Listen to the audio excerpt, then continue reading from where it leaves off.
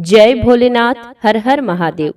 नमन है उन देवादिदेव महादेव को जिनकी शक्ति के अंश से ब्रह्मांड का कल्याण हुआ। आज हम शिव पुराण के उस अत्यंत तेजस्वी और वीरतापूर्ण खंड की यात्रा शुरू कर रहे हैं कि जब जब अधर्म का भार बढ़ता है तब तब धर्म की रक्षा के लिए स्वयं शिव का तेज प्रकट होता है। आज हम प्रवेश कर रहे हैं शिव पुराण के कुमार खंड में। ये देवाधिदेव महादेव और जगत जननी माता पार्वती के उस पुत्र की गाथा है जिसे देवताओं ने अपना सेनापति चुना, जिसे 6 माताओं का दुलार मिला और जिसने अपने पराक्रम से असुरों के अहंकार को चूर चूर कर दिया। एक दिव्य बीज से जन्मी ऊर्जा ने तारकासुर जैसे महाअसुर के अंत का मार्ग प्रशस्त किया। आइए मेरे साथ इस दिव्य कथा में खो जाइए। भगवान कार्तिकेय की प्रागट्य की ये कथा आप श्रद्धा से श्रवण करें। आइए आज की कथा आरंभ करते हैं। वंदना करने से जिसका मन प्रसन्न हो जाता है, जिन्हें प्रेम अत्यंत ही प्यारा है, जो प्रेम प्रदान करने वाले, पूर्ण आनंदमय भक्तों की अभिलाषा पूर्ण करने वाले, संपूर्ण ऐश्वर्यों के एकमात्र आवास स्थान और कल्याण स्वरूप हैं, सत्य जिनका श्री विग्रह है और जो सत्यमयी है, जिनका ऐश्वर्य त्रिकाला बाधित है, जो सत्य प्रिय एवं सत्य प्रदाता है, ब्रह्मा और विष्णु जिनकी स्तुति करते हैं, स्वेच्छा अनुसार शरीर धारण करने वाले उन भगवान शंकर की मैं वंदना करती हूँ। श्री नारद जी ने पूछा, देवताओं का मंगल करने वाले देव परमात्मा शिव तो सर्व समर्थ हैं। आत्मा राम होकर भी उन्होंने जिस पुत्र की उत्पत्ति के लिए पार्वती के साथ विवाह किया था, उनके वह पुत्र किस प्रकार उत्पन्न हुआ तथा तारकासुर का वध कैसे हुआ? ब्रह्मान मुझ पर कृपा करके ये वृतांत पूर्ण रूप से कहिए। इसके उत्तर में ब्रह्मा जी ने कथा प्रसंग सुनाकर कुमार के गंगा से उत्पन्न होने तथा कृतिका आदि 6 स्त्रियों द्वारा उनके पाले जाने, उन 6 की संतुष्टि के लिए उनके 6 मुख धारण करने वाले और कृतिकाओं के द्वारा पाले जाने के कारण उनका नाम कार्तिकेय होने की बात कही। तदंतर उनके शंकर गिरिजा की सेवा में लाए जाने की कथा सुनाई। फिर ब्रह्मा जी ने कहा, भगवान शंकर ने कुमार को गोद में बैठाकर अत्यंत ही स्नेह किया। देवताओं ने उन्हें नाना प्रकार के पदार्थ, विद्याएं, शक्ति और अस्त्र शस्त्र आदि प्रदान किए। पार्वती के हृदय में प्रेम समाता नहीं था। उन्होंने हर्ष पूर्वक मुस्कुराकर कुमार को परमोत्तम ऐश्वर्य प्रदान किया, साथ ही चिरंजीवी भी बना दिया। लक्ष्मी ने दिव्य संपत्ति तथा एक विशाल एवं मनोहर हार अर्पित किया। सावित्री ने प्रसन्न होकर सारी सिद्ध विद्याएं प्रदान की। मुनि श्रेष्ठ, इस प्रकार वहां महोत्सव मनाया गया। सभी के मन प्रसन्न थे। विशेषतः शिव और पार्वती के आनंद का पार ही नहीं था। इसी बीच में देवताओं ने भगवान शंकर से कहा, प्रभु, ये तारकासुर कुमार के हाथों ही मारा जाने वाला है, इसीलिए ही यह उत्तम चरित घटित हुआ है। अतः हम लोगों के सुखार्थ उसका काम तमाम करने के हेतु कुमार को आज्ञा दीजिए। हम लोग आज ही अस्त्र शस्त्र से सुसज्जित होकर तारक को मारने के लिए रण यात्रा करेंगे। ब्रह्मा जी कहते हैं, मुने, ये सुनकर भगवान शंकर का हृदय दयाद्र हो गया। उन्होंने उनकी प्रार्थना स्वीकार करके उसी समय तारक का वध करने के लिए अपने पुत्र कुमार को देवताओं को सौंप दिया। फिर तो शिव जी की आज्ञा मिल जाने पर ब्रह्मा, विष्णु आदि सभी देवता एकत्र होकर गुह को आगे करके तुरंत ही उस पर्वत से चल दिए। उस समय श्री हरि आदि देवताओं के मन में पूर्ण विश्वास था कि वे भगवान शंकर के तेज से भावित होकर कुमार के सेनापति तत्व में तारक का संहार करने के लिए आए। उधर महाबली तारक ने जब देवताओं के इस युद्धोद्योग को सुना, तब वह भी एक विशाल सेना के साथ देवों से युद्ध करने के लिए तत्काल ही चल पड़े। उसकी एक विशाल वाहिनी को आती देख देवताओं को परम विषम्य हुआ। फिर तो वे बलपूर्वक बारंबार सिंहनाद करने लगे। उसी समय तुरंत ही भगवान शंकर की प्रेरणा से विष्णु आदि संपूर्ण देवताओं के प्रति आकाशवाणी हुई। आकाशवाणी ने कहा, देवगण, तुम लोग जो कुमार के अधिनायकत्व में युद्ध करने के लिए उद्यत हुए हो, इससे तुम संग्राम में दैत्यों को जीतकर विजयी होगे। उस आकाशवाणी को सुनकर सभी देवताओं का उत्साह बढ़ गया। उनका भय जाता रहा और वे वीरोचित गर्जना करने लगे। उनकी युद्ध कामना बलवती हो उठी और वे सब के सब कुमार को अग्रणी बनाकर बड़ी उतावली के साथ महिसागर संगम को गए। उधर बहुसंख्यक असुरों से घिरा हुआ वो तारक भी बहुत बड़ी सेना के साथ शीघ्र ही वहां आ पहुंचा। उस असुर के आगमन काल में प्रलयकालीन मेघों के समान गर्जना करने वाले रणभेरियां तथा अन्यान्य कर्कश शब्द करने वाले रणवाद्य बज रहे थे। उस समय तारकासुर के साथ आने वाले दैत्य ताल ठोकते हुए गर्जना कर रहे थे। उनके पदाघात से पृथ्वी कांप उठती थी। उस अत्यंत भयंकर कोलाहल को सुनकर भी सभी देवता निर्भय ही बने रहे। वे एक साथ मिलकर तारकासुर से लोहा लेने के लिए डटकर खड़े हो गए। उस समय देवराज इंद्र कुमार को गजराज पर बैठाकर सबसे आगे खड़े हुए। वे लोकपालों से घिरे हुए थे और उनके साथ देवताओं की महत्ती सेना थी। तत्पश्चात कुमार ने उस गजराज को तो महेंद्र को ही दे दिया और वे स्वयं एक ऐसे विमान पर आरूढ़ हुए जो परमाश्चर्य तथा नाना प्रकार के रत्नों से सुशोभित था। उस समय उस विमान पर सवार होने के सर्वगुण संपन्न महायशस्वी शंकर पुत्र कुमार उत्कृष्ट शोभा से संयुक्त होकर सुशोभित हो रहे थे। उन पर परम प्रकाशमान चमर डुलाए जा रहे थे। इसी बीच में बलाभिमानी एवं महावीर देवता और दैत्य क्रोध से विद्वत होकर परस्पर युद्ध करने लगे। उस समय देवताओं और दैत्यों में बड़ा घमासान युद्ध हुआ। क्षण भर में ही सारी रणभूमि रुंड मुंडों से व्याप्त हो गई। तब महाबली तारकासुर बहुत बड़ी सेना के साथ देवताओं से युद्ध करने के लिए वेग पूर्वक आगे बढ़े।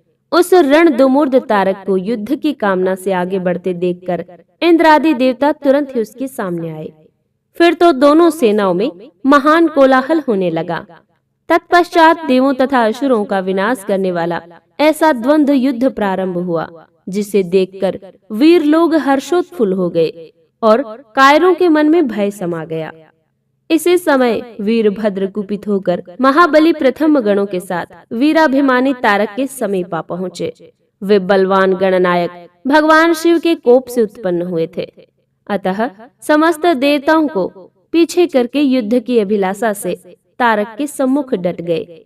उस समय प्रथम गणों तथा सारे असुरों के मन में परमोल्लास था। अतः वे उस महासमर में परस्पर गुत्थम गुत्थ होकर जूझने लगे। तदंतर वीरभद्र से तारक का भयानक युद्ध हुआ। इसी बीच में असुरों की सेना रण से विमुख होकर भाग चली।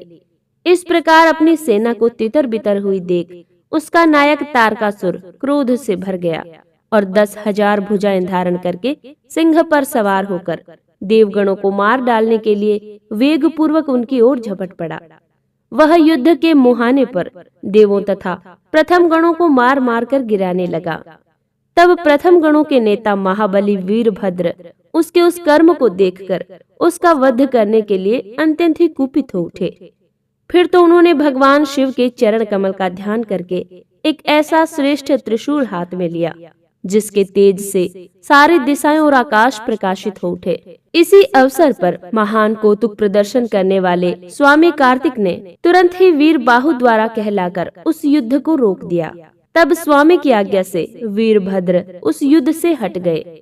ये देखकर असुर सेनापति महावीर तारक कुपित हो उठा। वह युद्ध कुशल तथा नाना प्रकार के अस्त्रों का जानकार था। अतः देवताओं को ललकार ललकार कर उन पर बाणों की वृष्टि करने लगा। उस समय बलवानों में श्रेष्ठ असुर राज तारक ने ऐसा महान कर्म किया कि सारे देवता मिलकर भी उसका सामना न कर सके। उन भयभीत देवताओं को यूं पिटते हुए देखकर भगवान अच्युत को क्रोध हो आया और वे शीघ्र ही युद्ध करने के लिए तैयार हो गए। उन भगवान श्री हरि ने अपने आयुध सुदर्शन चक्र और शारंग धनुष को लेकर युद्ध स्थल में महादैत्य तारक पर आक्रमण किया। तदंतर देखते ही देखते श्री हरि और तारकासुर में अत्यंत ही भयंकर युद्ध छिड़ गया। इसी बीच अच्युत ने कुपित होकर महान सिंहनाद किया और धधकती हुई ज्वालाओं के प्रकाश वाले अपने चक्र को उठाया। फिर तो श्री हरि ने उसी चक्र से दैत्यराज तारक पर प्रहार किया। उसकी चोट से अत्यंत ही व्यथित होकर वह असुर पृथ्वी पर गिर पड़ा, परंतु वह असुर नायक तारक अत्यंत ही बलवान था। अतः तुरंत ही उठकर उस दैत्यराज ने अपनी शक्ति से चक्र के टुकड़े टुकड़े कर दिए। मुने भगवान विष्णु और तारकासुर दोनों बलवान थे। और दोनों में अगाध बल था। अतः युद्ध स्थल में वे परस्पर जूझने लगे। तब ब्रह्मा जी ने कहा, शंकर सुवन स्वामी कार्तिक, तुम तो देवाधिदेव हो। पार्वती सुत विष्णु और तारकासुर का ये व्यर्थ युद्ध शोभा नहीं दे रहा है, क्योंकि विष्णु के हाथों इस तारक की मृत्यु नहीं होगी। ये मुझसे वरदान पाकर अत्यंत ही बलवान हो गया है। ये मैं बिल्कुल सत्य कह रहा हूँ। पार्वती नंदन, तुम्हारे अतिरिक्त इस पापी को मारने वाला दूसरा कोई नहीं है। इसीलिए महाप्रभु, तुम्हें मेरे कथनानुसार ही करना चाहिए। परंतप तुम शीघ्र ही उस दैत्य का वध करने के लिए तैयार हो जाओ, क्योंकि पार्वती पुत्र तारक का संहार करने के निमित्त ही तुम शंकर से उत्पन्न हुए हो। ब्रह्मा जी कहते हैं, मुने, यूं मेरा कथन सुनकर शंकर नंदन कुमार कार्तिकेय हंस पड़े और प्रसन्नता पूर्वक बोले, तथास्तु, ऐसा ही होगा। तब महान ऐश्वर्यशाली शंकर सुवन कुमार तारकसुर के वध का निश्चय करके विमान से उतर पड़े और पैदल ही चल पड़े। जिस समय महाबली शिवपुत्र कुमार अपनी अत्यंत चमकीली शक्ति को, जो लपटों से दमकती हुई एक बड़ी उल्का सी जान पड़ती थी, हाथ में लेकर पैदल ही दौड़ रहे थे, उस समय उनकी अद्भुत शोभा हो रही थी। उनके मन में तनिक भी व्याकुलता नहीं थी। वे परम प्रचंड और अप्रमेय बलशाली थे। उन षणमुख को देखकर अपनी ओर आते देख तारकासुर श्रेष्ठों से बोला, क्या शत्रुओं का संहार करने वाला कुमार यही है? मैं अकेला वीर इसके साथ युद्ध करूंगा और मैं ही समस्त वीरों, प्रथम गणों, लोकपालों तथा श्री हरि जिनके नायक हैं, उन देवों को भी मार डालूंगा। तदंतर देवताओं को दुर्वचन कहकर वह असुर तारक भीषण युद्ध करने लगा। उस समय बड़ा विकट संग्राम हुआ।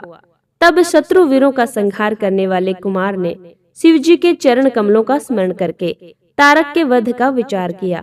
फिर तो महातेजस्वी एवं महाबली कुमार रोषावेश में आकर गर्जना करने लगे और बहुत बड़ी सेना के साथ युद्ध के लिए डटकर खड़े हो गए। उस समय समस्त देवताओं ने जय जयकार का शब्द किया और देवर्षियों ने इष्ट वाणी द्वारा उनकी स्तुति की। तब तारक और कुमार का संग्राम प्रारंभ हुआ, जो अत्यंत दुस्सह, महान, भयंकर और संपूर्ण प्राणियों को भयभीत करने वाला था।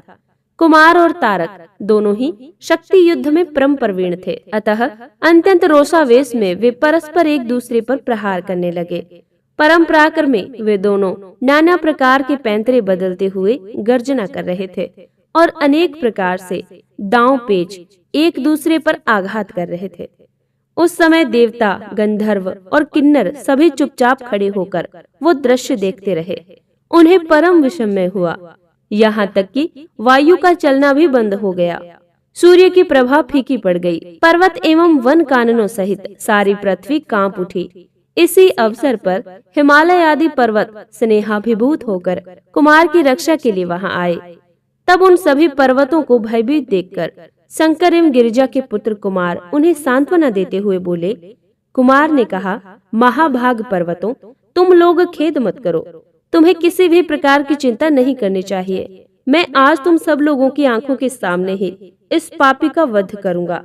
यूं उन पर्वतों तथा देवगणों को ढांढस बंधाकर कुमार ने गिरिजा और शंभु को प्रणाम किया तथा अपनी कांतिमती शक्ति को हाथ में लिया। शंभु पुत्र कुमार महाबली तथा महान ऐश्वर्यशाली तो थे ही। जब उन्होंने तारक का वध करने की इच्छा से शक्ति हाथ में ली, उस समय उनकी अद्भुत शोभा हुई। तदंतर शंकर जी के तेज से संपन्न कुमार ने उस शक्ति से तारकासुर पर, जो समस्त लोगों को कष्ट देने वाला था, उस पर प्रहार किया। उस शक्ति के आघात से तारकासुर के सभी अंग छिन्न भिन्न हो गए और संपूर्ण असुर गणों का अधिपति महावीर सहसा धराशायी हो गया। सबके देखते देखते वहीं कुमार द्वारा मारे गए तारक के प्राण पखेरु उड़ गए। उस उत्कृष्ट वीर तारक को महासमर में प्राण रहित होकर गिरा हुआ देखकर वीरवर कुमार ने पुनः उस पर वार नहीं किया। उन महाबली दैत्यराज तारक के मारे जाने पर देवताओं ने बहुत से असुरों को मौत के घाट उतार दिया। उस युद्ध में कुछ असुरों ने भयभीत होकर हाथ जोड़ लिए, कुछ के शरीर छिन्न भिन्न हो गए और हजारों दैत्य मृत्यु के अतिथि बन गए। कुछ शरणार्थी दैत्य अंजलि बांधकर पाही पाही रक्षा कीजिए यूं पुकारते हुए कुमार के शरणापन्न हो गए और कुछ मैदान छोड़कर भाग गए। सहस्त्रों दैत्य जीवन की आशा से भागकर पाताल में घुस गए। उन सब की आशाएं भग्न हो गई थी और मुख पर दीनता छाई हुई थी। इस प्रकार वह सारी दैत्य सेना विनष्ट हो गई। देवगणों के भय से कोई भी वहां ठहर न सका। उस दुरात्मा तारक के मारे जाने पर सभी लोग निष्कंटक हो गए और इंद्रादि सभी देवता आनंद मग्न हो गए। यूं कुमार को विजयी देखकर एक साथ ही संपूर्ण देवताओं तथा त्रिलोकी के समस्त प्राणियों को महान आनंद प्राप्त हुआ। उस समय भगवान शंकर भी कार्तिकेय की विजय का समाचार पाकर प्रसन्नता से भर गए और पार्वती जी के साथ गणों से घिरे हुए वहां पधारे। तब जिनके हृदय में स्नेह समाता नहीं था, वे पार्वती जी परम प्रेम पूर्वक सूर्य के समान तेजस्वी अपने पुत्र कुमार को अपने गोद में लाड प्यार करने लगी। उस अवसर पर अपने पुत्रों से घिरे हुए हिमालय ने बंधु बांधुओं तथा अनुयायियों के साथ शंभु, पार्वती और गुह का सत्वन किया। संपूर्ण देवगण, मुनि, सिद्ध और चारणों ने शिव नंदन कुमार शंभु और परम प्रसन्न हुई पार्वती जी की स्तुति की। इस समय उपदेवों ने बहुत बड़ी पुष्प वर्षा की। सभी प्रकार के बाजे बजने लगे। विशेष रूप से जयकार और नमस्कार शब्द का बारंबार उच्च स्वर से गूंजने लगा। उस समय वहां एक महान विजयोत्सव मनाया गया, जिनमें कीर्तन की विशेषता थी और वह स्थान गाने बजाने के शब्द तथा अधिकाधिक ब्रह्म घोष व्याप्त था। समस्त देवगणों ने प्रसन्नता पूर्वक गा बजाकर हाथ जोड़कर भगवान जगन्नाथ की स्तुति की। तत्पश्चात सबसे प्रशंसित तथा अपने गणों से घिरे हुए भगवान रुद्र जगत जननी भवानी के साथ अपने निवास स्थान कैलाश पर्वत को चले गए। तारक और कुमार के उत्तम एवं अद्भुत वृतांत को सुनकर नारद जी को बड़ी प्रसन्नता हुई। उन्होंने पुनः प्रेम पूर्वक ब्रह्मा जी से पूछा। नारद जी बोले, देवदेव, आप तो शिव संबंधी ज्ञान के अथाह सागर हैं। प्रजानाथ, मैंने स्वामी कार्तिक के सद्वृतांत को सुना, जो अमृत से भी उत्तम है। अब गणेश का उत्तम चरित्र सुनना चाहता हूँ। आप उनका जन्म वृतांत तथा दिव्य चरित्र, जो संपूर्ण मंगलों के लिए भी मंगल स्वरूप है, उसका वर्णन कीजिए। महामुनि नारद का ऐसा वचन सुनकर ब्रह्मा जी का मन हर्ष से गदगद हो गया। वे शिव जी का स्मरण करके बोले। ब्रह्मा जी ने कहा, नारद, पहले जो मैंने विधि पूर्वक गणेश जी की उत्पत्ति का वर्णन किया था कि शनि की दृष्टि पड़ने से गणेश का मस्तक कट गया था, तब उस पर हाथी का मुख लगा दिया गया था, वह कल्पांतर की कथा है। अब श्वेत कल्प में घटित हुई गणेश जी की जन्म कथा का मैं वर्णन करता हूँ, जिसमें कृपालु शंकर ने ही उनका मस्तक काट लिया था। मुने, इस विषय में तुम्हें संदेह नहीं करना चाहिए, क्योंकि भगवान शंभु कल्याणकारी, सृष्टिकर्ता और सबके स्वामी हैं। वे ही सगुण और निर्गुण भी हैं। उन्हीं की लीला से सारे विश्व की सृष्टि, रक्षा और विनाश होता है। मुनिश्रेष्ठ, अब प्रस्तुत विषय को आदर पूर्वक श्रवण करो। एक समय पार्वती जी की जया विजया नाम वाली सखियां उनके पास आकर विचार करने लगी। सखी, सभी गण रुद्र के ही हैं। नंदी, भृंगी आदि जो हमारे हैं, वे भी शिव की आज्ञा पालन में तत्पर रहते हैं। जो असंख्य प्रथम गण हैं, उनमें भी हमारा कोई नहीं है। वे सभी शिवाज्ञा परायण होकर द्वार पर खड़े रहते हैं। यद्यपि वे सभी हमारे भी हैं, तथापि उनसे हमारा मन नहीं मिलता। अतः पाप रहिते आपको भी हमारे लिए एक गण की रचना करनी चाहिए। ब्रह्मा जी कहते हैं, जब सखियों ने पार्वती जी से ऐसा सुंदर वचन कहा, तब उन्होंने उसे हितकारक माना और वैसा ही करने का विचार किया। तदंतर किसी समय जब पार्वती जी स्नान कर रही थी, तब सदाशिव नंदी को डरा धमकाकर घर के भीतर चले आए। शंकर जी को आता देखकर स्नान करती हुई जगत जननी पार्वती उठकर खड़ी हो गईं। उस समय उनको बड़ी लज्जा आई। वे आश्चर्यचकित हो गई और उस अवसर पर उन्होंने सखियों के वचन को हितकारक एवं सुखप्रद माना। उस समय ऐसी घटना घटित होने पर परमाया परमेश्वरी शिव पत्नी पार्वती ने मन ही मन ऐसा विचार किया कि मेरा भी कोई ऐसा एक सेवक होना चाहिए, जो परम शुभ और मेरी ही आज्ञा में तत्पर रहने वाला हो, उससे तनिक भी विचलित न होने वाला हो। यूं विचार करके पार्वती देवी ने अपने शरीर के मैल से एक ऐसे चेतन पुरुष का निर्माण किया, जो संपूर्ण शुभ लक्षणों से संयुक्त था। उसके सभी अंग सुंदर एवं दोष रहित थे। उसका वो शरीर विशाल, परम शोभायमान और महान बल पराक्रम से संपन्न था। देवी ने उसे अनेक प्रकार के वस्त्र, नाना प्रकार के आभूषण और बहुत उत्तम सा आशीर्वाद देकर कहा, तुम मेरे पुत्र हो, मेरे अपने ही हो। तुम्हारे समान प्यारा मेरा यहाँ कोई दूसरा नहीं है। पार्वती के ऐसा कहने पर वह पुरुष उन्हें नमस्कार करके बोला। गणेश ने कहा, माँ, आज आपको कौन सा कार्य आ पड़ा? मैं आपके कथनानुसार उसे पूर्ण करूंगा। गणेश के यूं पूछने पर पार्वती जी ने अपने पुत्र को उत्तर देते हुए कहा। शिवा ने कहा, तात, तुम मेरे पुत्र हो, मेरे अपने हो, अतः तुम मेरी बात सुनो। आज से तुम मेरे द्वारपाल हो जाओ।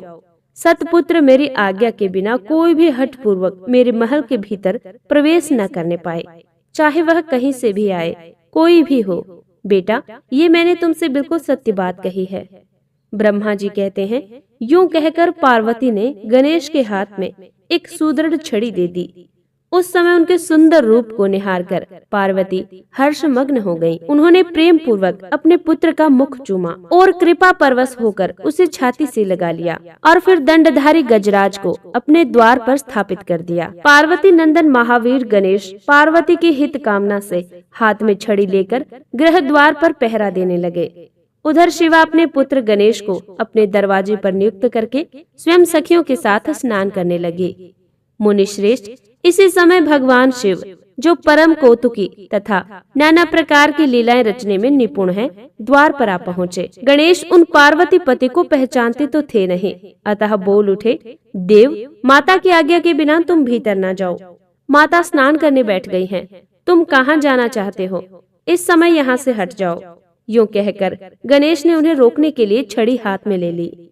उन्हें ऐसा करते देख शिवजी बोले, मूर्ख, तू किसे रोक रहा है? दुर्बुद्धे, क्या तू मुझे नहीं जानता? मैं शिव के अतिरिक्त कोई और नहीं हूँ। फिर महेश्वर के गण उसे समझाकर हटाने के लिए वहां पर आए और गणेश से बोले, सुनो, हम मुख्य शिवगण ही द्वारपाल हैं और सर्वव्यापी भगवान शंकर की आज्ञा से तुम्हें हटाने के लिए यहाँ आए हैं। तुम्हें भी गण समझकर हम लोगों ने मारा नहीं है, अन्यथा तुम कब के मारे गए होते। अब कुशल इसी में है कि तुम स्वतः ही दूर हट जाओ। क्यों व्यर्थ अपनी मृत्यु बुला रहे हो? ब्रह्मा जी कहते हैं, यूं कहे जाने पर भी गिरिजानंदन गणेश निर्भय ही बने रहे। उन्होंने शिवगणों को फटकारा और दरवाजे को नहीं छोड़ा। तब उन सभी शिवगणों ने शिवजी के पास जाकर सारा वृतांत उन्हें सुनाया। उनसे सब बातें सुनकर संसार की गति स्वरूप अद्भुत लीला विहारी महेश्वर अपने उन गणों को डांट कर कहने लगे, गणों, ये कौन है जो इतना उच्च श्रृंखल होकर शत्रु की भांति बक रहा है? इस नवीन द्वारपाल को तुरंत भगाओ। तुम लोग नपुंसक की तरह खड़े होकर उसका वृतांत मुझे क्यों सुना रहे हो? विचित्र लीला रचने वाले। अपने स्वामी के यूं कहने पर वे गण पुनः वहीं लौट आए। तदंतर गणेश द्वारा पुनः रोके जाने पर शिवजी ने गणों को आज्ञा दी कि तुम पता लगाओ ये कौन है और ऐसा क्यों कर रहा है। गणों ने पता लगाकर बताया कि ये श्री गिरिजा के पुत्र हैं तथा द्वारपाल स्वरूप में बैठे हैं। तब लीला रूप शंकर ने विचित्र लीला करनी चाहिए तथा अपने गणों का गर्व भी गलित करना चाहा। इसीलिए गणों को तथा देवताओं को बुलाकर गणेश जी से भीषण युद्ध करवाया, पर वे कोई भी गणेश को पराजित न कर सके। तब स्वयं शूलपाणी महेश्वर आए। गणेश जी ने माता के चरणों का स्मरण किया। तब शक्ति ने उन्हें बल प्रदान किया। सभी देवता शिवजी के पक्ष में आ गए। घोर युद्ध हुआ। अंत गोत्वा स्वयं शूलपाणी महेश्वर ने आकर त्रिशूल से गणेश जी का सिर काट दिया। जब ये समाचार पार्वती जी को मिला तब वे क्रुद्ध हो गई और बहुत सी शक्तियों को उत्पन्न करके उन्होंने बिना विचारे उन्हें प्रलय करने की आज्ञा दे दी। फिर तो शक्तियों के द्वारा प्रलय मचाई जाने लगी। उन शक्तियों का वह जाज्वल्यमान तेज सभी दिशाओं को दग्ध सा किए डालता था। उसे देखकर वे सभी शिवगण भयभीत हो गए और भागकर दूर खड़े हो गए। इसी समय तुम दिव्य दर्शन नारद वहां पहुँचे। तुम्हारा वहां आने का अभिप्राय देवगणों को सुख पहुंचाना था। तब तुमने मुझे देवताओं सहित शंकर को प्रणाम करके कहा कि इस विषय में सबको मिलकर विचार करना चाहिए। तब वे सभी देवता महामना के साथ सलाह करने लगे कि इस दुख का शमन कैसे हो सकता है। फिर उन्होंने यही निश्चय किया कि जब तक गिरिजा देवी कृपा नहीं करेंगी तब तक सुख प्राप्त नहीं हो सकेगा। अब इस विषय में एक और विचार करना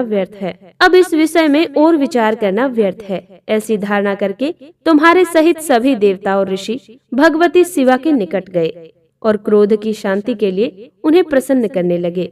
उन्होंने प्रेम पूर्वक उन्हें प्रसन्न करते हुए अनेक स्तोत्रों द्वारा उनकी स्तुति करके बारंबार उनके चरणों में अभिवादन किया। और फिर देवगणों की आज्ञा से ऋषि बोले। देव ऋषियों ने कहा, जगदम्बे तुम्हें नमस्कार है, शिव पत्नी तुम्हें प्रणाम है, चंडिके तुम्हें हमारा अभिवादन प्राप्त हो, कल्याणी तुम्हें बारंबार प्रणाम है, अम्बे तुम्हें आदि शक्ति हो, तुम्हें सदा सारी सृष्टि के निर्माण कर्त्री, पालिका शक्ति और संहार करने वाली हो। देवेशी तुम्हारे कोप से सारी त्रिलोकी विकल हो रही है, अतः अब प्रसन्न हो जाओ और क्रोध को शांत करो। देवी हम लोग तुम्हारे चरणों में मस्तक झुकाते हैं। नारद, यूं तुम सभी ऋषियों द्वारा स्तुति किए जाने पर भी परादेवी पार्वती ने उनकी ओर क्रोध भरी दृष्टि से ही देखा, किंतु कुछ कहा नहीं। तब उन ऋषियों ने पुनः उनके चरण कमलों में सिर झुकाया और भक्ति पूर्वक हाथ जोड़कर पार्वती जी से निवेदन किया। ऋषियों ने कहा, देवी अभी संहार होना चाहता है, अतः क्षमा करो अंबिके, तुम्हारे स्वामी शिव भी तो यही स्थित है, तनिक उनकी ओर तो दृष्टिपात करो। हम लोग ये ब्रह्मा विष्णु आदि देवता तथा सारी प्रजा सब तुम्हारे ही हैं और व्याकुल होकर अंजलि बांधे तुम्हारे सामने खड़े हैं। परमेश्वरी इन सब का अपराध क्षमा करो। शिवे अब इन्हें शांति प्रदान करो। ब्रह्मा जी कहते हैं, सभी देवऋषि ये कहकर अत्यंत दीन भाव से व्याकुल होकर हाथ जोड़कर चंडिका के सम्मुख खड़े हो गए। उनका ऐसा कथन सुनकर चंडिका प्रसन्न हो गई। उनके हृदय में करुणा का संचार हो आया। तब वे ऋषियों से बोली, ऋषियों यदि मेरा पुत्र जीवित हो जाए और वह तुम लोगों के मध्य पूजनीय मान लिया जाए तो संहार नहीं होगा। जब तुम लोग उसे सर्वाध्यक्ष का पद प्रदान करोगे तभी लोक में शांति हो सकती है, अन्यथा तुम्हें सुख प्राप्त नहीं हो सकता। पार्वती के यूं कहने पर तुम सभी ऋषियों ने उन देवताओं के पास आकर सारा वृतांत कह सुनाया। उसे सुनकर इंद्र आदि सभी देवताओं के चेहरे पर उदासी छा गई। वे शंकर जी के पास गए और हाथ जोड़कर उनके चरणों में नमस्कार करके सारा समाचार निवेदन कर दिया। देवताओं का कथन सुनकर शिव जी ने कहा, ठीक है, जिस प्रकार सारी त्रिलोकी को सुख मिल सके वही करना चाहिए। अतः अब उत्तर दिशा की ओर जाना चाहिए और जो जीव पहले मिले उसका सिर काटकर उस बालक के शरीर पर जोड़ देना चाहिए। ब्रह्मा जी कहते हैं, तदंतर शिव की आज्ञा का पालन करने वाले उन देवताओं ने वो सारा कार्य संपन्न किया। उन्होंने उस शिशु शरीर को धो पोंछकर विधिवत उसकी पूजा की। फिर वे उत्तर दिशा की ओर गए। वहां उन्हें पहले पहल एक दांत वाला एक हाथी मिला। उन्होंने उसका सिर लाकर उस शरीर पर जोड़ दिया। हाथी के उस सिर को संयुक्त कर देने के पश्चात सभी देवताओं ने भगवान शिव आदि को प्रणाम करके कहा कि हम लोगों ने अपना काम पूरा कर दिया, अब जो करना है शेष है, उसे आप लोग पूर्ण करें। ब्रह्मा जी कहते हैं, तब शिव आज्ञा पालन संबंधिनी देवताओं की बात सुनकर सभी देवों और पार्षदों को महान आनंद हुआ। ब्रह्मा विष्णु आदि सभी देवता अपने स्वामी निर्गुण स्वरूप भगवान शंकर को प्रणाम करके बोले, स्वामिन, आप महात्मा के जिस तेज से हम सभी उत्पन्न हुए हैं, आपका वही तेज वेद मंत्र के अभियोग से इस बालक में प्रवेश करे। इस प्रकार सभी देवताओं ने मिलकर वेद मंत्र द्वारा जल को अभिमंत्रित किया। फिर शिव जी का स्मरण करके उस उत्तम जल को बालक के शरीर पर छिड़क दिया। उस जल का स्पर्श होते ही वह बालक शिवेच्छा से शीघ्र ही चेतना युक्त होकर जीवित हो गया और सोए हुए की तरह उठ गया। वह सौभाग्यशाली बालक अत्यंत ही सुंदर था। उसका मुख हाथी का था, शरीर का रंग हरा लाल था, चेहरे पर प्रसन्नता खेल रही थी। उसकी आकृति कमनीय थी और उसकी सुंदर प्रभा फैल रही थी। मुनीश्वर पार्वती नंदन उस बालक को जीवित देखकर वहां उपस्थित सभी लोग आनंद मग्न हो गए और सारा दुख विलीन हो गया। तब हर्ष विभोर होकर सभी लोगों ने उस बालक को पार्वती जी को दिखाया। अपने पुत्र को जीवित देखकर पार्वती जी परम प्रसन्न हुई। ब्रह्मा जी कहते हैं, मुने, जब विकृत स्वरूप वाले गिरिजा पुत्र गजानन व्याघ्रता रहित होकर जीवित हो उठे, तब गणनायक देवों ने उनका अभिषेक किया। अपने पुत्र को देखकर पार्वती देवी आनंद मग्न हो गई और उन्होंने हर्षातिरेक बालक को दोनों हाथों से पकड़कर छाती से लगा लिया फिर अंबिका ने प्रसन्न होकर अपने पुत्र गणेश को अनेक प्रकार के वस्त्र और आभूषण प्रदान किए। तदंतर सिद्धियों ने अनेकों विधि विधान से उनका पूजन किया और उनके माता ने अपने सर्व दुखहारे हाथ से उनके अंगों का स्पर्श किया। इस प्रकार शिवपत्नी पार्वती देवी ने अपने पुत्र का सत्कार करके उनका मुख चूमा और प्रेम पूर्वक उन्हें वरदान देते हुए कहा, बेटा, इस समय तुझे बड़ा कष्ट झेलना है, किंतु अब तू कृतकृत्य हो गया है, तू धन्य है। अब से संपूर्ण देवताओं में तेरी अग्र पूजा होती रहेगी और तुझे कभी दुख का सामना नहीं करना पड़ेगा। चूंकि इस समय तेरे मुख पर सिंदूर दिख रहा है, इसीलिए मनुष्यों को सदा सिंदूर से तेरी पूजा करनी चाहिए। जो मनुष्य पुष्प, चंदन, सुंदर गंध, नैवेद्य, रमणीय आरती, तांबूल और दान से तथा परिक्रमा और नमस्कार करके विधि पूर्वक तेरी पूजा करेगा, उसे सारी सिद्धियां हस्तगत हो जाएंगी और उनके सभी प्रकार के विघ्न नष्ट हो जाएंगे। इसमें लोष मात्र भी संशय नहीं है। तदंतर ब्रह्मा, विष्णु और शंकर आदि सभी देवताओं ने मिलकर पार्वती को प्रसन्न करने के लिए वहीं गणेश को सर्वाध्यक्ष घोषित कर दिया। उसी समय शिवजी प्रसन्न चित्त से पुनः गणेश को लोक में सर्वदा सुख देने वाले अनेकों वर प्रदान किए। शिवजी ने कहा, गिरिजानंदन, निसंदेह मैं तुझ पर परम प्रसन्न हूँ। मेरे प्रसन्न हो जाने पर अब तू सारे जगत को ही प्रसन्न हुआ समझ। अब कोई भी तेरा विरोध नहीं कर सकता। तू शक्ति का पुत्र है, अतः अत्यंत महान तेजस्वी है। बालक होने पर भी तूने महान पराक्रम प्रकट किया है, इसीलिए तू सदा सुखी रहेगा। विघ्न नाश के कार्य में तेरा नाम सबसे श्रेष्ठ होगा। तू सबका पूज्य है, अतः अब मेरे संपूर्ण गणों का अध्यक्ष हो जा। इतना कहने के पश्चात महात्मा शंकर अत्यंत प्रसन्नता के कारण गणेश को पुनः वरदान देते हुए बोले, गणेश्वर, तू भाद्रपद मास के कृष्ण पक्ष की चतुर्थी को चंद्रमा का शुभोदय होने पर उत्पन्न हुआ है। जिस समय गिरजा के सुंदर चित्त से तेरा रूप प्रकट हुआ, उस समय रात्रि का प्रथम पहर बीत रहा था।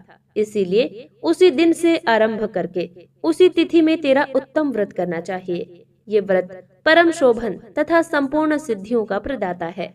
वर्ष के अंत में जब पुनः वही चतुर्थी आ जाए, तब तक मेरे कथनानुसार तेरे व्रत का पालन करना चाहिए। जिन्हें संसार में अनेकों प्रकार के अनुपम सुखों की कामना हो, उन्हीं चतुर्थी के दिन भक्ति पूर्वक विधि सहित तेरा पूजन करना चाहिए। जब मार्गशीर्ष मास के कृष्ण पक्ष की चतुर्थी आए, तब उस दिन प्रातःकाल स्नान करके व्रत के लिए ब्राह्मणों से निवेदन करें। पूर्वोक्त विधि से उपवास करें। फिर धातु की, मूंग की, श्वेत मदार की अथवा मिट्टी की मूर्ति बनाकर उनकी प्राण प्रतिष्ठा करें और भक्ति भाव से नाना प्रकार के दिव्य गंधों, चंदनों और पुष्पों से उसकी पूजा करें।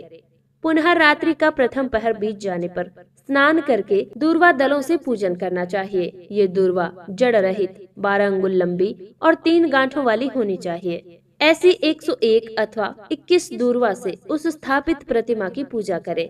तत्पश्चात धूप, दीप, अनेक प्रकार के नैवेद्य, तांबूल, अर्घ्य और उत्तम उत्तम पदार्थों द्वारा गणेश जी की पूजा करें और सत्वन करके उसके आगे प्राणिपात करें। यूं गणेश की पूजा करने के पश्चात बाल चंद्रमा का पूजन करें। तत्पश्चात हर्ष पूर्वक ब्राह्मणों की पूजा करके उन्हें मिष्ठान का भोजन कराएं। उनके भोजन कर लेने के बाद स्वयं भी नमक रहित मिष्ठान का ही प्रसाद पाएं। फिर गणेश का स्मरण करके अपने सभी नियमों का विसर्जन कर दें। इस प्रकार करने से ये शुभ व्रत पूर्ण होता है।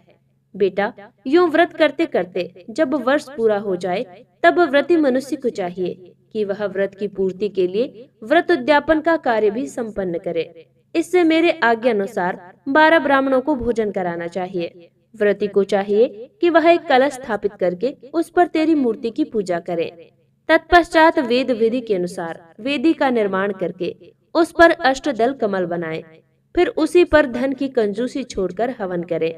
पुनः मूर्ति के सामने 2 स्त्रियों और 2 बालकों को बिठाकर विधि पूर्वक उनकी पूजा करें और उन्हें सादर भोजन कराएं। रात में जागरण करें। प्रातःकाल पुनः पूजन करके पुनरागमन के लिए विसर्जन कर दें। बालकों से आशीर्वाद ग्रहण करें, स्वस्ति वाचन कराएं और व्रत की पूर्ति के लिए पुष्पांजलि निवेदित करें। फिर नमस्कार करके नाना प्रकार के कार्यों की कल्पना करें। इस प्रकार जो इस व्रत को पूर्ण करता है, उसे अभिष्ट फल की प्राप्ति होती है। गणेश जो श्रद्धा सहित अपनी शक्ति के अनुसार नित्य तेरी पूजा करेगा, उसके सभी मनोरथ सफल हो जाएंगे। यह गणेश चरित्र संबंधी ग्रंथ जिसके घर में सदा वर्तमान रहता है, वह मंगल संपन्न होता है। इसमें तनिक भी संशय की गुंजाइश नहीं है। जो भी यात्रा के अवसर पर अथवा किसी भी पुण्य पर्व पर इसे मन लगाकर सुनता है, वह गणेश जी की कृपा से संपूर्ण अभिष्ट फल प्राप्त कर लेता है। नारद जी ने पूछा, तात, मैंने गणेश के जन्म संबंधी अनुपम वृतांत तथा परम पराक्रम से विभूषित उनका दिव्य चरित्र भी सुन लिया। सुरेश्वर, उसके बाद कौन सी घटना घटी, उसका वर्णन कीजिए, क्योंकि पिताजी शिव और पार्वती जी का उज्जवल यश महान आनंद प्रदान करने वाला है। ब्रह्मा जी ने कहा, मुनि श्रेष्ठ, तुम तो बड़े कारुणिक हो, तुमने बड़ी उत्तम बात पूछी है। ऋषि सतम, अच्छा, अब मैं उनका एक वर्णन करता हूँ, तुम ध्यान लगाकर सुनो। विपेंद्र, शिव और पार्वती अपने दोनों पुत्रों की बाल लीला देख देख कर महान प्रेम में मग्न रहने लगे। पुत्रों का लाड प्यार करने के कारण माता पिता का सुख दिनों दिन बढ़ता जाता था और वे दोनों कुमार प्रीति पूर्वक आनंद के साथ तरह तरह की लीलाएं करते थे। मुनीश्वर, वे दोनों बालक स्वामी कार्तिक और गणेश भक्ति पूरित चित्त से सदा माता पिता की परिचर्या किया करते थे। इससे माता पिता का महान स्नेह षणमुख और गणेश पर शुक्ल पक्ष के चंद्रमा की भांति दिन प्रतिदिन बढ़ता ही गया। एक समय शिव और शिवा दोनों प्रेम पूर्वक एकांत में बैठकर यूं विचार करने लगे कि हमारे ये दोनों पुत्र विवाह के योग्य हो गए हैं, अब इन दोनों का शुभ विवाह कैसे संपन्न हो। हमें तो जैसे सदानंद प्यारा है, वैसे ही गणेश भी है। ऐसी चिंता में पड़कर वे दोनों लीलावश आनंद मग्न हो गए। माता पिता के विचार को जानकर उन दोनों पुत्रों के मन में भी विवाह की इच्छा जाग उठी। वे दोनों पहले मैं विवाह करूंगा, पहले मैं विवाह करूंगा, यूं बारंबार कहते हुए परस्पर विवाद करने लगे। तब जगत के अधीश्वर वे दोनों दंपति पुत्रों की बात सुनकर लौकिक आचार का आश्रय ले परम विस्मय को प्राप्त हुए। कुछ समय बाद उन्होंने अपने दोनों पुत्रों को बुलाया और इस प्रकार कहा, सुपुत्रों, हम लोगों ने पहले से ही एक ऐसा नियम बना रखा है जो तुम दोनों के लिए सुखदायक होगा। अब हम यथार्थ रूप से उसका वर्णन करते हैं, तुम लोग प्रेम पूर्वक सुनो। हमें तो तुम दोनों ही पुत्र समान प्यारे हो, किसी पर विशेष प्रेम हो ऐसी बात नहीं है। अतः हमने तुम लोगों के विवाह के विषय में एक ऐसी शर्त बनाई है जो दोनों के लिए कल्याणकारिणी है। जो सारी पृथ्वी की परिक्रमा करके पहले लौट आएगा, उसी का शुभ विवाह पहले किया जाएगा। ब्रह्मा जी कहते हैं, माता पिता की ये बात सुनकर शरजन्मा महाबली कार्तिकेय तुरंत ही अपने स्थान से पृथ्वी की परिक्रमा करने के लिए चल दिए, परंतु अगाध बुद्धि संपन्न गणेश वहीं पर खड़े रह गए। वे अपनी उत्तम बुद्धि का आश्रय लेकर बारंबार मन में विचार करने लगे कि अब मैं क्या करूं, कहां जाऊं। परिक्रमा तो मुझसे हो नहीं सकेगी, क्योंकि कोस भर चलने के बाद मुझसे चला ही नहीं जाएगा। फिर सारी पृथ्वी की परिक्रमा करके मैं कैसे सुख प्राप्त कर सकूंगा। ऐसा विचार करके गणेश ने जो कुछ किया उसे सुनो। उन्होंने अपने घर लौटकर विधि पूर्वक स्नान किया और माता पिता से इस प्रकार कहा। गणेश जी बोले, पिताजी, माताजी, मैंने आप लोगों की पूजा करने के लिए यहाँ 2 आसन स्थापित किए हैं। आप दोनों इस पर विराजिए और मेरा मनोरथ पूर्ण कीजिए। ब्रह्मा जी कहते हैं, गणेश जी की बात सुनकर पार्वती और परमेश्वर उनकी पूजा ग्रहण करने के लिए आसन पर विराजमान हो गए। तब गणेश जी ने विधि पूर्वक पूजा की और बारंबार प्रणाम करते हुए उनके 7 बार प्रदक्षिणा की। गणेश तो बुद्धि सागर थे ही। हाथ जोड़कर प्रेम मग्न माता पिता की बहुत प्रकार से स्तुति करके बोले, हे माता जी तथा हे पिताजी, आप लोग मेरी उत्तम बात सुनिए और शीघ्र ही मेरा शुभ विवाह कर दीजिए। महात्मा गणेश का ऐसा वचन सुनकर वे दोनों माता पिता महाबुद्धिमान गणेश से बोले, बेटा, तू पहले काननों सहित इस सारी पृथ्वी की परिक्रमा तो करा। कुमार गया हुआ है, तू भी जा और उससे पहले लौट आ, तब तेरा विवाह पहले कर दिया जाएगा। नियम परायण गणेश माता पिता की ऐसी बात सुनकर कुपित होकर तुरंत बोल उठे, हे माता जी तथा हे पिताजी, आप दोनों सर्वश्रेष्ठ, धर्म रूप और महाबुद्धिमान हैं। अतः धर्मानुसार मेरी बात सुनिए। मैंने 7 बार पृथ्वी की परिक्रमा की है और आप लोग ऐसी बात क्यों कह रहे हैं।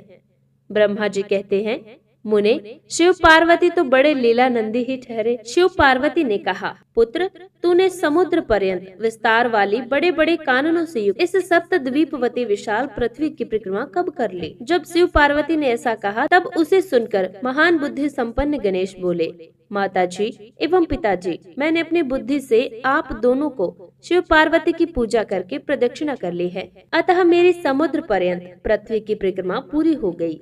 धर्म के संग्रह भूत वेदों और शास्त्रों में जो ऐसे वचन मिलते हैं वे सत्य हैं अथवा असत्य। जो पुत्र माता पिता की पूजा करके उनकी प्रदक्षिणा करता है उसे पृथ्वी की परिक्रमा जनित फल सुलभ हो जाता है। जो माता पिता को घर पर छोड़कर तीर्थ यात्रा के लिए चला जाता है वह माता पिता की हत्या से मिलने वाले पाप का भागी होता है, क्योंकि पुत्र के लिए माता पिता का चरण सरोज ही महान तीर्थ है। अन्य तीर्थ तो दूर जाने पर ही प्राप्त होते हैं, परंतु धर्म का साधन भूत ये तीर्थ तो पास में ही सुलभ है। पुत्र के लिए और स्त्री के लिए ये दोनों सुंदर तीर्थ घर में ही वर्तमान है। ऐसा जो वेद शास्त्र निरंतर उद्घोषित करते रहते हैं उसे फिर आप लोग असत्य कर दीजिए। निसंदेह वेद भी असत्य हो जाएगा और वेद द्वारा वर्णित आपका ये स्वरूप भी झूठा समझा जाएगा। निसंदेह वेद भी असत्य हो जाएगा और वेद द्वारा वर्णित आपका ये स्वरूप भी झूठा समझा जाएगा। इसीलिए या तो शीघ्र ही मेरा शुभ विवाह कर दीजिए या यूं कह दीजिए कि वेद शास्त्र झूठे हैं, आप दोनों धर्म रूप हैं। अतः भले भांति विचार करके इन दोनों में जो परमोत्तम प्रतीत हो उसे प्रयत्न पूर्वक करना चाहिए। तब जो बुद्धिमानों में श्रेष्ठ उत्तम बुद्धि संपन्न तथा महान ज्ञानी हैं, वे पार्वती नंदन गणेश इतना कहकर चुप हो गए। उधर वे दोनों पति पत्नी जगदीश्वर शिव पार्वती गणेश के वचन सुनकर परम विस्मित हुए। वे यथार्थ भाषी एवं अद्भुत बुद्धि वाले अपने पुत्र गणेश की प्रशंसा करते हुए बोले, बेटा, तुम महान आत्मबल से संपन्न है, इसी से तुझ में निर्मल बुद्धि उत्पन्न हुई है। तूने जो बात कही है वो बिल्कुल सत्य है।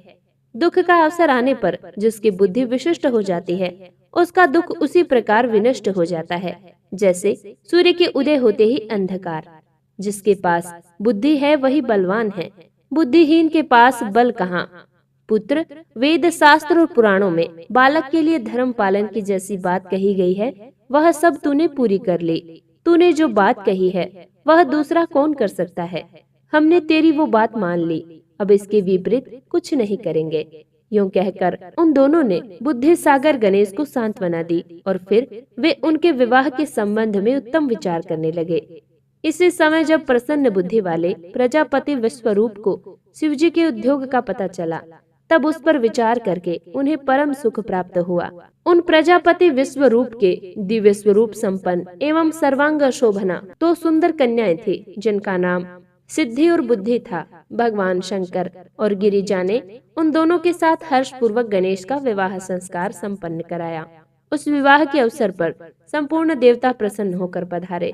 उस समय शिव और पार्वती का जैसा मनोरथ था उसी के अनुसार विश्वकर्मा ने वह विवाह संपन्न किया। उसे देखकर ऋषियों तथा देवताओं को परम हर्ष प्राप्त हुआ।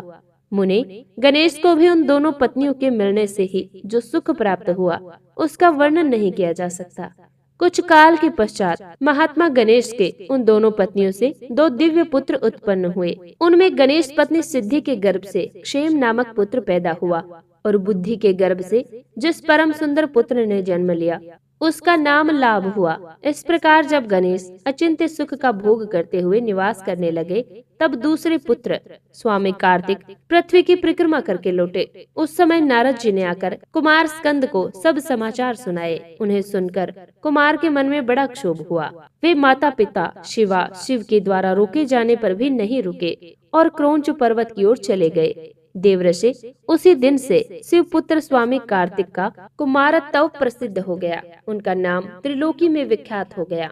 वह शुभदायक, सर्व पापहारी, पुण्यमयी और उत्कृष्ट ब्रह्मचर्य की शक्ति प्रदान करने वाला है। सभी देवता, ऋषि, तीर्थ और मुनीश्वर सदा कुमार का दर्शन करने के लिए जाते हैं। जो मनुष्य कार्तिक पूर्णिमा के दिन कृतिका नक्षत्र का योग होने पर स्वामी कार्तिक का दर्शन करता है उसके संपूर्ण पाप नष्ट हो जाते हैं और उसे मनोवांछित फल की प्राप्ति होती है।